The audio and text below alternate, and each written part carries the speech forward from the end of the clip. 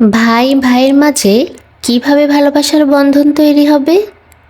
কোনো ভাইকে ভালো লাগলে তাকে জানিয়ে দেওয়া, আমি আপনাকে ভালোবাসি। লজ্জার কিছু নেই, সংকোচ কিসের? তাকে আমার ভালো লাগে, এই ভালো লাগাটা আল্লাহর জন্যই। তাহলে এটা ইবাদত আর এটা সুন্নত। আবার তাকে ভালোবাসার কথা বলাও সুন্নত। সুন্নত আদায়ে পিছিয়ে থাকবো কেন? জড়সড় হব কেন? কেন পিছিয়ে থাকবো? চারপাশে প্রিয় মানুষের উপস্থিতি থাকলে নিশ্চিন্তে কাজ করা যায়। ঘরে বাইরে সব জায়গায় পরিবেশটা অনুকূল হলে সময়, শ্রম, মেধার অপচয় রোধ করা যায়। অহেতুক ঝামেলা বাঁধে না।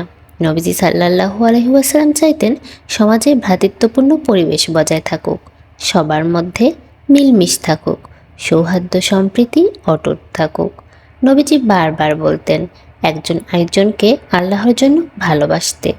7 প্রকারের মানুষকে আল্লাহ তাআলা কিয়ামতের দিন ছায়া দান করবেন। এদের মধ্যে এক প্রকার হলো দুজন ব্যক্তি আল্লাহর জন্য একে অপরকে ভালোবাসে, আবার আল্লাহর জন্যই দুজনে একত্রিত হয়। আল্লাহর ভালোবাসার তাগিদেই দুজনে বিচ্ছিন্ন হয়। নবীজি শুধু এটুকুতেই ক্ষান্ত হননি, তিনি তার সামাজিক সৌহার্দ্য কার্যক্রম কিভাবে বাস্তবায়িত হবে তার চমৎকার রূপরেখাও বলে গেছেন। আমাদের নবীজির প্রধান একটা বৈশিষ্ট্য হলো তিনি তত্ত্ব প্রকাশ করেই দায়িত্ব শেষ করতেন না, তত্ত্বের প্রয়োগের দিকটাও সযত্নে নজর রাখতেন, নিজেই করে দেখাতেন, দৃষ্টান্ত স্থাপন করতেন। ভাই ভাইয়ের মাঝে কিভাবে ভালোবাসার বন্ধন তৈরি হবে? কোনো ভাইকে ভালো লাগলে তাকে জানিয়ে দেয়া, আমি আপনাকে ভালোবাসি। লজ্জার কিছু নেই, সংকোচ কিসের? তাকে আমার ভালো লাগে, এই ভালো লাগাটা আল্লাহর জন্যই। তাহলে এটা ইবাদত, এটা সুন্নত। আবার তাকে ভালোবাসার কথা বলাও সুন্নত। সুন্নত আদায়ে পিছিয়ে থাকবো কেন? জড়সড় হব কেন? এক সাহাবী নবীজির দরবারে বসা ছিলেন। পাশ দিয়ে আরেক সাহাবী হেঁটে গেলেন।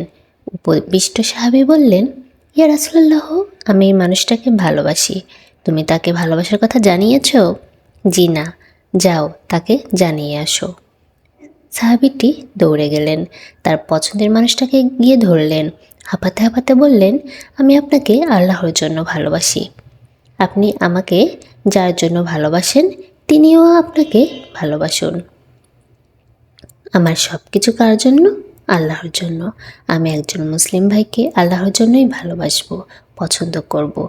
এই একটা সুন্নতের বদলতে সমাজ, ঘর, রাষ্ট্রের চিত্রই বদলে যেতে পারে। শুধু কি পার্থিব লাভ, আখিরাতেও এর বিরাট প্রতিদান পাওয়া যাবে।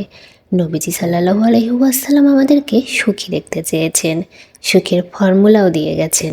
আমরা প্রয়োগ করব কিনা সেটা আমাদের ব্যাপার। আজ পরীক্ষামূলক সুন্নতটা আদায় করে দেখতে পারি।